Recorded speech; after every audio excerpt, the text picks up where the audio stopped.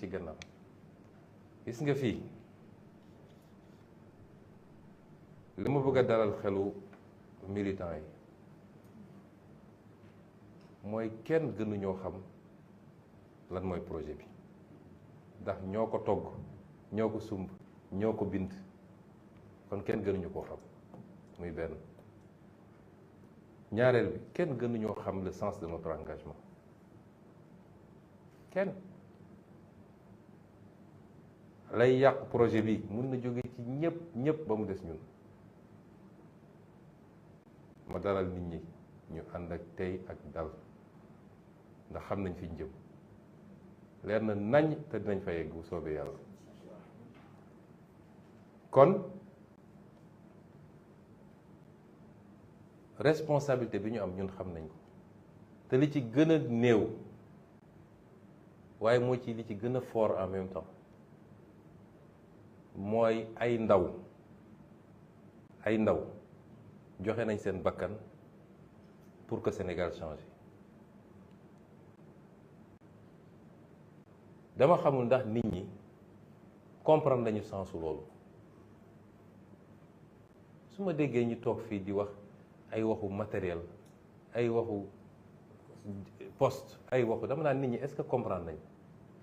ils n'ont pas compris. man amul jour bu may xëy te sama xel du dem ci loolu. amul jour bu ma tëdd guddi te sama xel newul ci loolu amut. waaw kon li ñuy def dimension bi mu nekk du dimension bu ñu xam ci politique. dimension bi ñu xam ci politique fii Sénégal ñu newuñu ci dimension boobu. président Diomaye chaque jour su dara amee wala ñu gis benn affaire da koy naqari ci yàq-yàq yu ñu yàq réew mi da koy naqari et chaque fois la même phrase la may wax mu ne ma gis nga lii ñun mënuñu ko fàtte ça ñii ñan ñoo ci am 30 ans amul daanaka lan moo tax ñu dem c'était pour que le Sénégal change. président Diomaye loolu la may chaque fois mu ne ma est-ce que xam nga ni ay nit dee nañu nit ñi dañoo fàtte ne ay nit dee nañu pour réew mi changer dañu fàtte loolu. moo tax ñun mënuñu ne fii gis nga les avantages yi ànd ak pouvoir yàlla métim xam na ni man gisuma ko parce que amul solo bu ñu tombé woon ci loolu rek on a trahi ces gosses là te bu boobaa nag la ñuy rendre compte suñu borom parce que ban hommage la ñu mën a rendre xale yi mooy ñu ne ci 5 ans def nañ lii ci Sénégal ci 10 ans def nañ lii ci Sénégal coppite bi ñu doon wax ci Sénégal def nañ ko ba ñu gis ko. c'est ça l'enjeu aujourd'hui te ci loolu la ñu nekk subaak ngoon guddeeg bëccëg moom il siège au gouvernement xam na li ñu wax te duñ ci am lu ñuy lam-lame. El Malick Ndiaye bii il est ministre dans mon gouvernement bu ma xëyoon ñu ne ma jox nañ ko 200 000 francs mu jël jour boobu il sera pas ministre dans le gouvernement bu ko jëlee midi et demi il ne sera plus ministre. loolu amuñu ci luñ ciy sédd ak luñ ciy calculer ba tax la ñuy woo ñëpp mooy li ma démarré léegi liggéey baa ngi doog a door challenge bi dëgg mi ngi doog a commencer mu interpeller chacun d'entre nous yéen en tant qu'artiste ndax seen mission dafa jeex keroog bu ñu neen fal nañu président Bassirou Diomaye Faye ngeen dem aj seeni kooraane ñu xaar prochaine élection wala kenn ku ne ci yéen projet bi mu gëmoon ba tax mu tëju fenk li muy fenk woy ko day ñëw ànd ak projet boobu accompagner ko kenn ku nekk nag ci domaine ba nga mëne loolu mooy questionnement bi il faut ñun ñëpp ñu nekk ci beneen niveau ci conception suñu relation ak la chose publique mais suñu conception suñu responsabilité ci projet bi kenn ku nekk la taxoon nga dugg ci gëm ko ba am loo ci def tey nga war a gën a takku nag ndax bu doxul suñu échec la ñun ñëpp dinañ ma ci tudd dañ ci tudd président Diomaye waaye dañ ne ah yow de yaa fi woyoon tàgg gars yi ne suñ leen joxee réew mi gis nga fi mujj kenn ku ne suñu responsabilité la moo tax tey la ñu war a gën a takku ci naka wax naa leen ni ay temps la gars yi dañuy wax état de grâce état de grâce c'est pour les faiblards ñun soxlawuñu état de grâce état de grâce c'est pour les faiblards ñun ba ñuy nekk parti politique opposition amuñu état de grâce dañoo judd rek ñu dal suñu kaw ñun ñooy parti boo xam ne su doon xale la dafa judd rek dox jàngul toog jàngul raam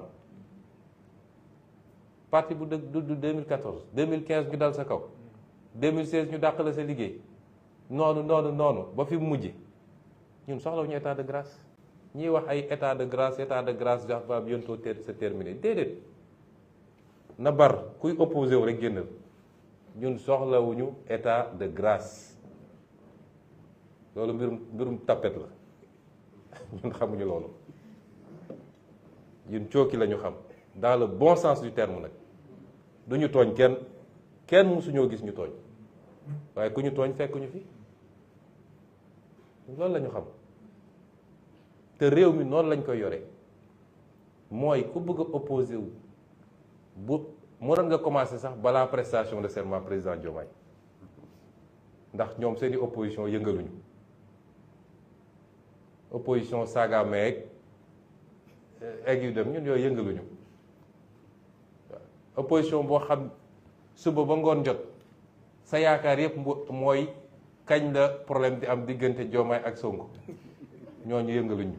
ñun dañuy tëdd nelaw di décédé opposition boo xam ne ñay ténor yi kenn ñemewu cee génn wax waaye da ngay dem fay nit ne ko jógal wax ñooñu nag ñooy les agneaux du sacrifice ndax ñi ñuy fay naan leen jóg leen wax lañ leen xamee mooy xaste ak saaga nañu xaste nañu saaga et puis dama jàpp ni ñenn ñi dañoo gëmagul ñoom nekkatuñu pouvoir quoi topp ci nit di saaga mu muñ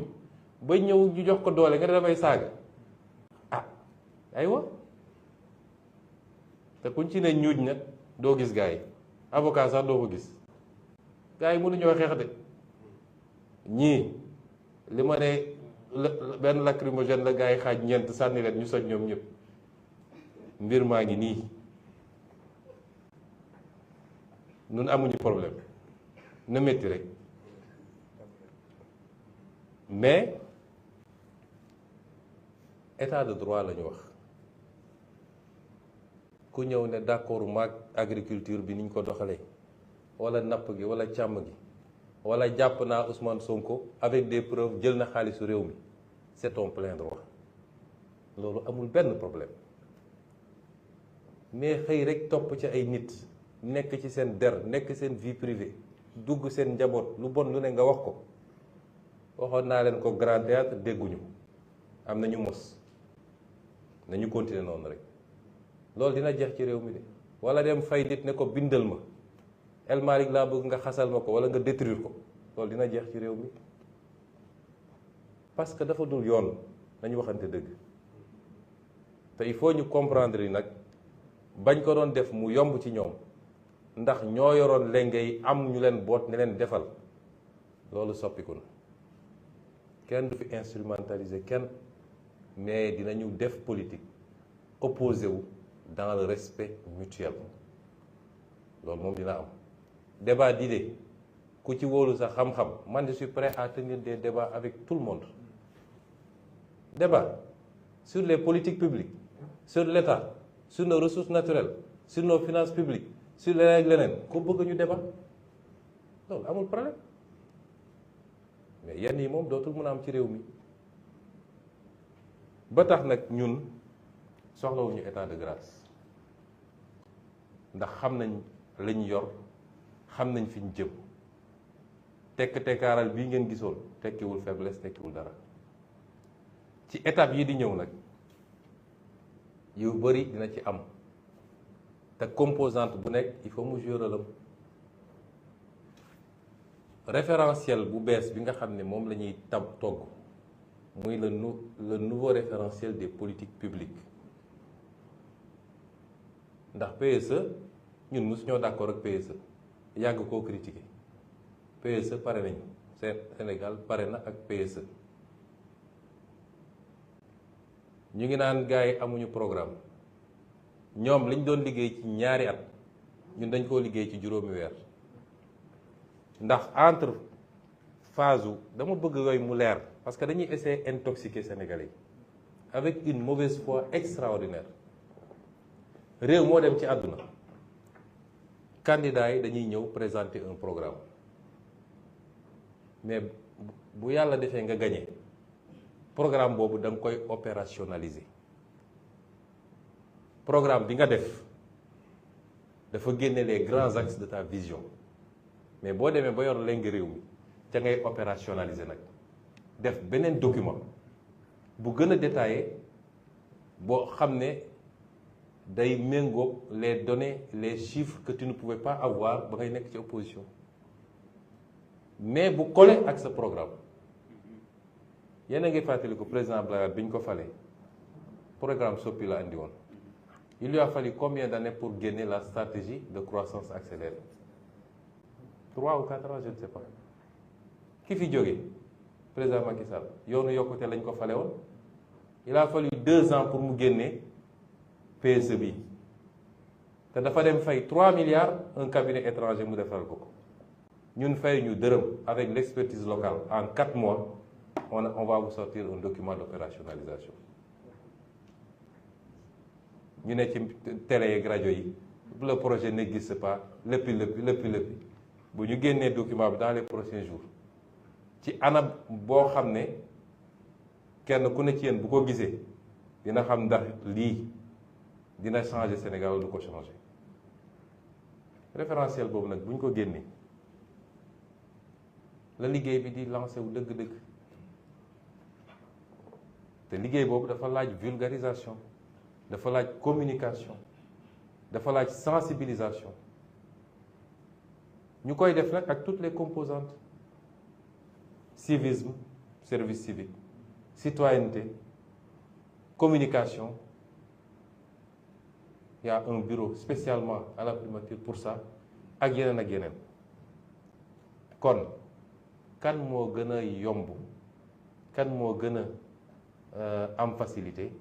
ci tasaare message wala vulgariser qu'un artiste amul. kon seen mission jeexagul mu ngi doog a commencer et c'est pourquoi est un artiste de qualité parce que ñi ma fi gis ñëpp am nañu niveau téye document bi lire ko comprendre ko jukki ci benn fànn ne lii bëgg naa ci waxtaan ak telle catégorie de la société ñi fi nekk ñëpp waxuma waxu transport donc noonu la ñuy xaar ci suñu nee dañoo bëgg qu'on continue ensemble l'aventure. L'aventure ne s'est pas arrêtée le 24 mars pour les uns. Elle ne s'arrêtera pas d'ici des décennies bu soobee yàlla. Il faut qu'on continue ensemble cette aventure te kenn ku nekk ñu xool nuñ ko ciy impliqué nu mu ciy gisee boppam doon un acteur de la transformation structurelle bi ñu wax fii ci réew mi doon joxe sa participation wala continuer di joxe sa participation. C'est pourquoi mënuñu am une vision très réductrice. ñi fi waroon teew war nañoo ëpp ndax am na d'autres types d'artistes wax naa ko El Malick y en a ñoo xam ne par la peinture ils ont beaucoup travaillé à vulgariser ce qu'on est en train de faire. am na ñoo xam ne par d'autres moyens et on va continuer à élargir. keroog bi may installer le comité pour célébration Thiaroye 44 nga xam ne c'est une obligation mémorielle pour nous. mënuñu continuer de subir l'histoire même quand elle nous a été imposée par le sang ba pare du ñu rétablir la vérité historique ba suñuy doom ak suñuy sët xam li fi xewoon mun a jël matuwaay pour mu bañ a amati mais biñ ciy wax posé nañu débat boobu le rôle des artistes ci loolu le rôle des artistes tey artistes yi fi nekk peut-être ñoom la ñu taamu parce que je voulais si sama tur ak ci turu président Diomaye vous remercier mais li may wax nii ëmb na artistes yëpp nag ça n'exclut aucun artiste même ku ne man je ne fais pas de la politique intéressé wu ma il faut que ñu jàng séparer ñaar mun nga bañ a politique mais gis ni lii baax na ci réew mi en tant que citoyen nga ne lii dama ciy dugal sama loxo loolu bokkul ak politique jëndoo carte de membre demoo ci meeting ànd ak truc mais lii état bi da koo bëgg a def par exemple ci mbay mi fexe ba remobiliser sénégalais autour de l'agriculture nga ne man artiste la te am naa ñu may déglu am naa sama public bëgg naa jàpp ci lii parce que lii su doxee réew mi naat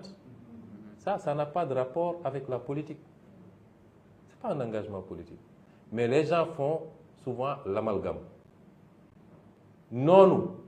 nga xam ne imam biy def prêcham wala prêtre biy def sermon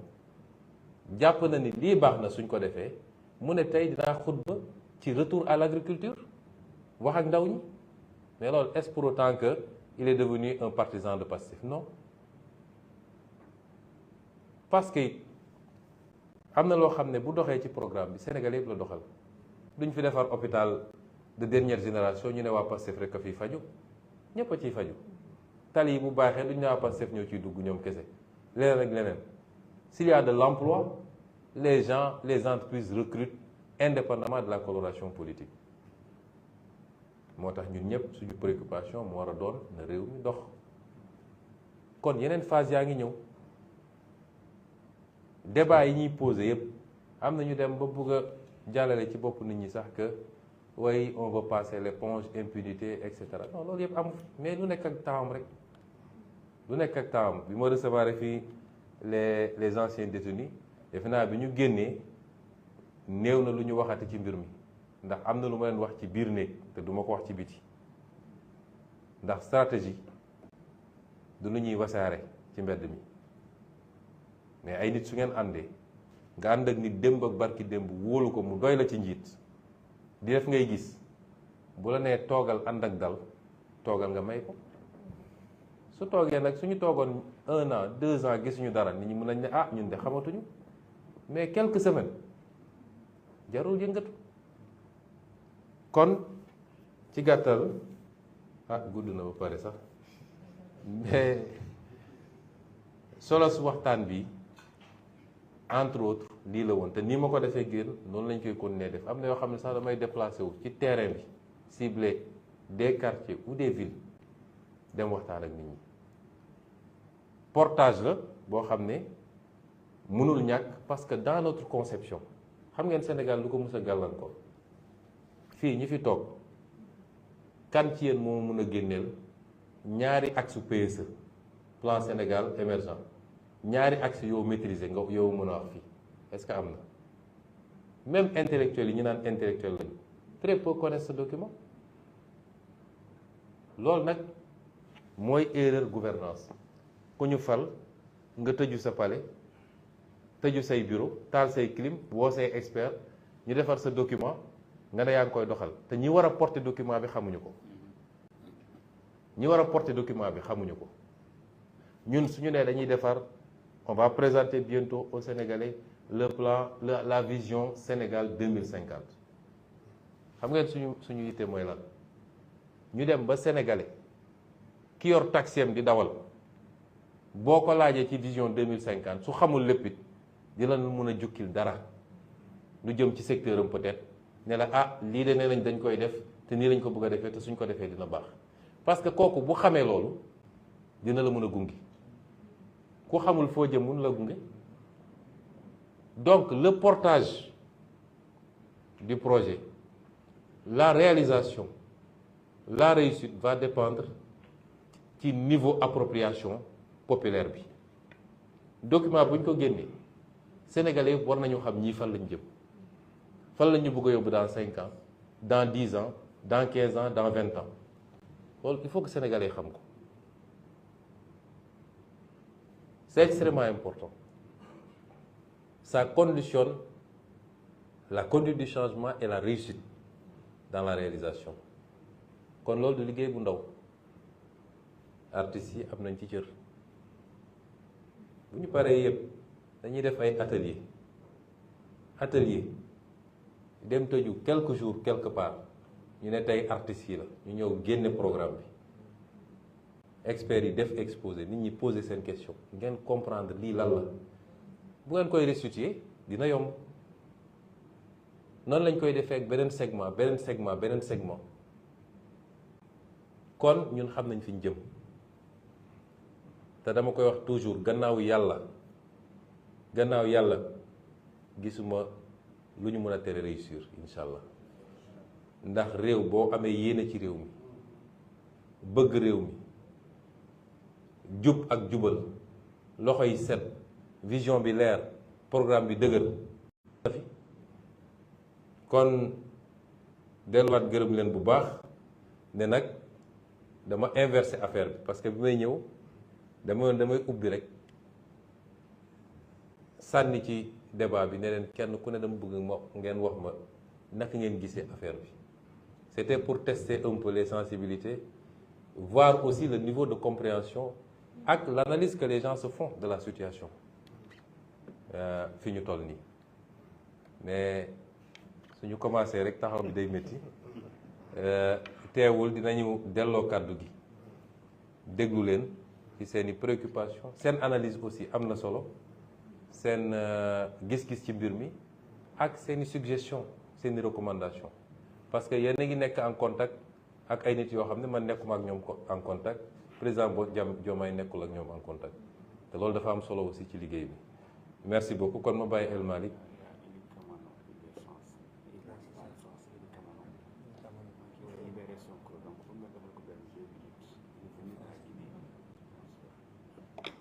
Ah, Monsieur Kamano, vous comprenez Wolof apparemment. Bon, en résumé, mais je vais faire le résumé pour vous. En cas, je me réjouis de vous voir ici. Ça nous réconforte dans notre perception panafricaniste. La Guinée, le Sénégal, la Côte d'Ivoire,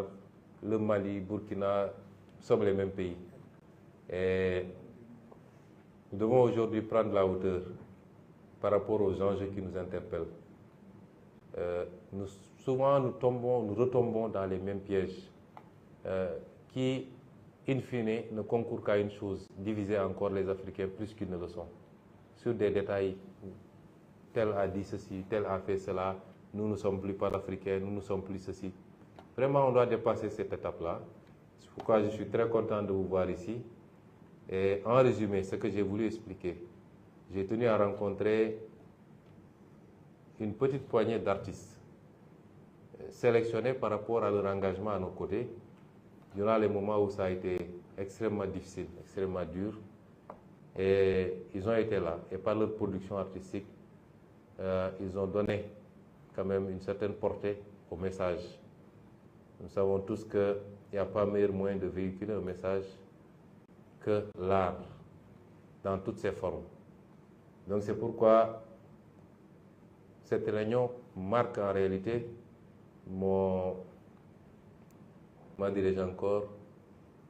la reprise des activités politiques.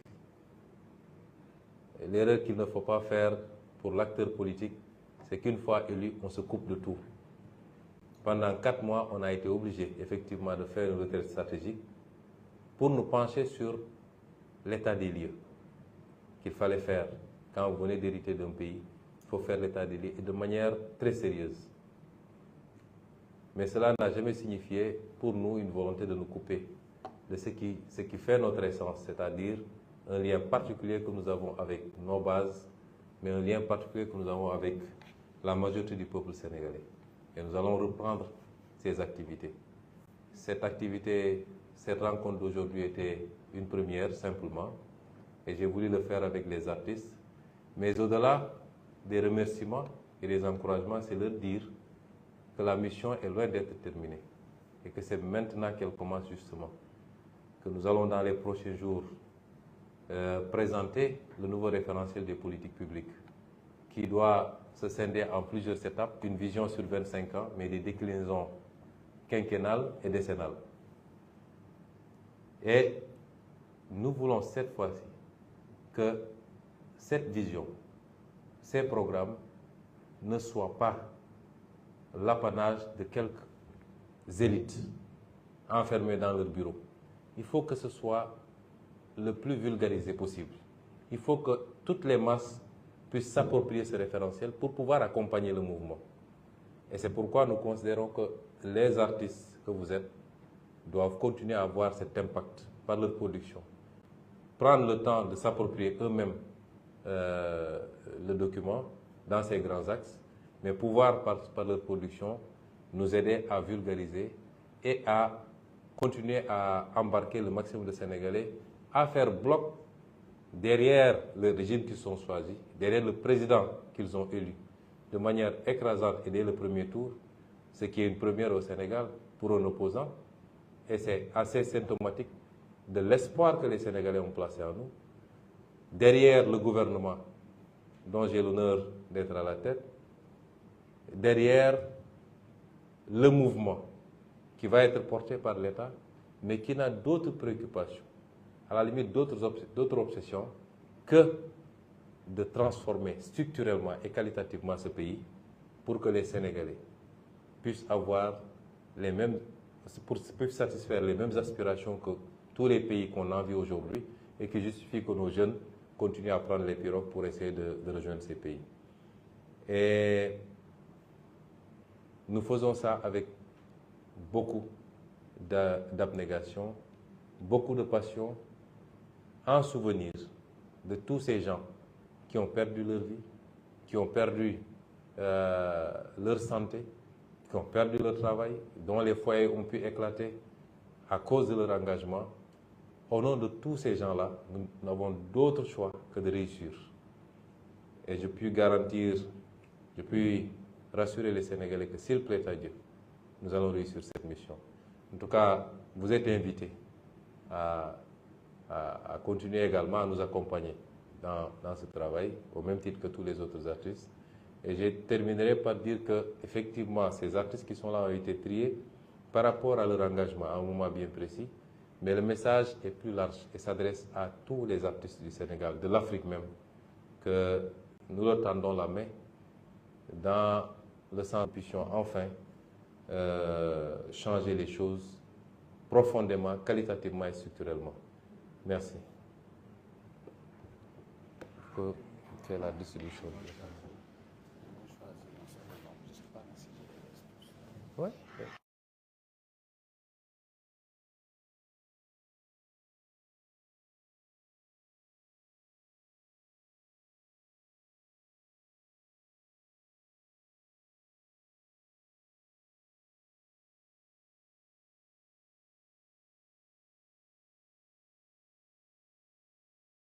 Je pense qu'on va laisser à chaque artiste au moins 2 minutes pour une petite prise de parole ou une réaction en tout cas. Donc en tout, en principe, on a 14 artistes, plus les accompagnants. Ça peut nous faire une trentaine de minutes avant de clore le débat. Je vais commencer peut-être par Madame Sey, qui était déjà choisie en tout cas pour parler de notre femme, mais on va faire le tour. On va prendre mu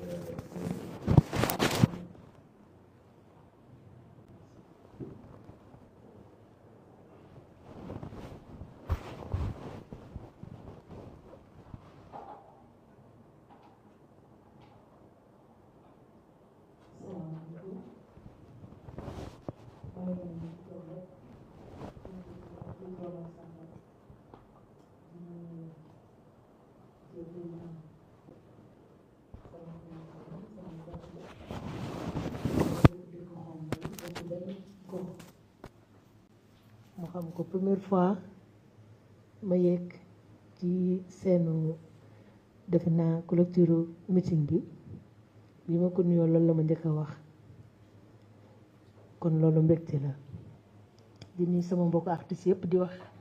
maa ngi leen di nuyu ma cité ci tuuti rek ku mel ni Mortala moom tamit sama ami d'enfant bu borom kër la kilifa maa ngi leen nuyu bu baax Pape Birahim sama rakk yi fi toog yëpp Youssou am naa mbégte bu baax tey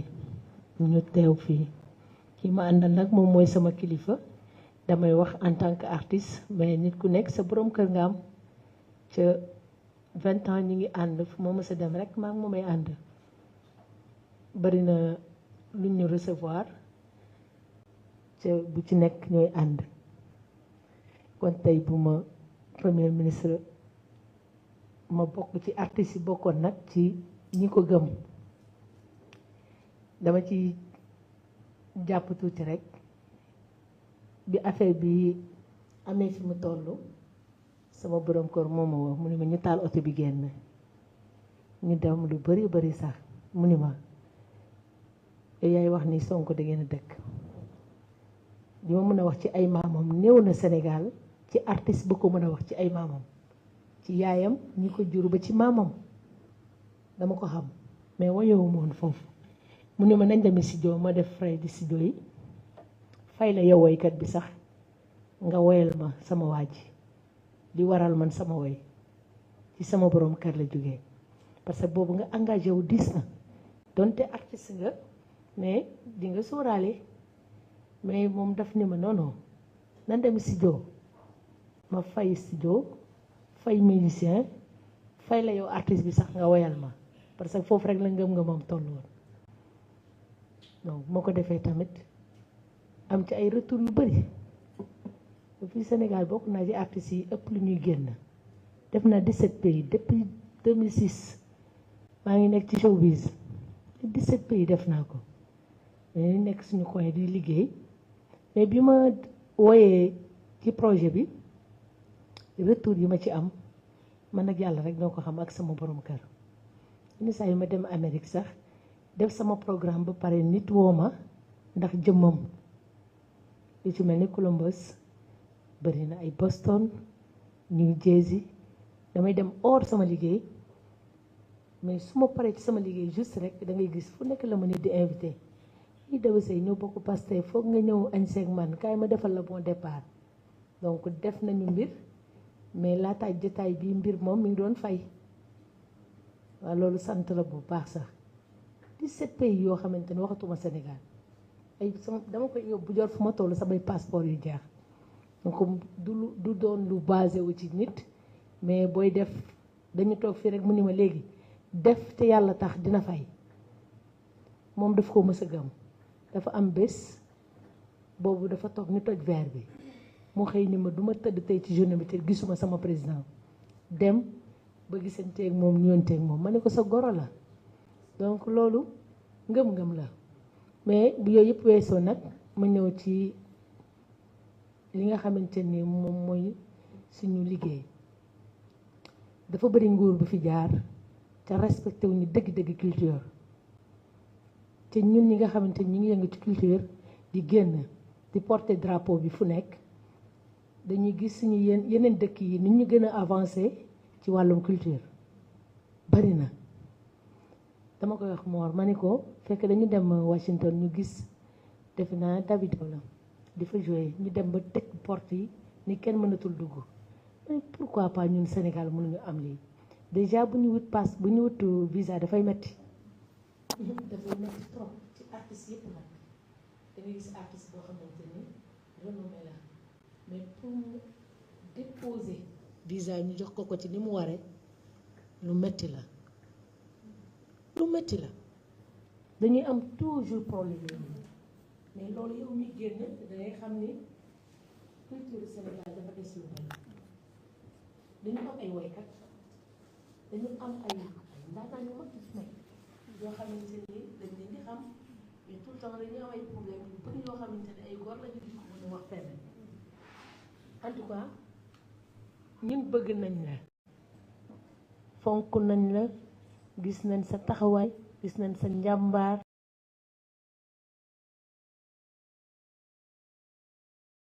mën a fal maire mën a fal ay directeur mën a fal président kooku lu la digoon nga ko ñu yàkkam di moom xam nu mais ñun ñi nga xamante ne bëgg nañ la ci gëm nañ la te gis nañ bu baax tey sa xeex ak sa bëgg Sénégal ak sa naw Sénégalais yi fi mu nekk nii bu ñu nee ñii dañu am faiblesse ñun ñi la gëm duñ ko comprendre parce que boo xasee ba gëm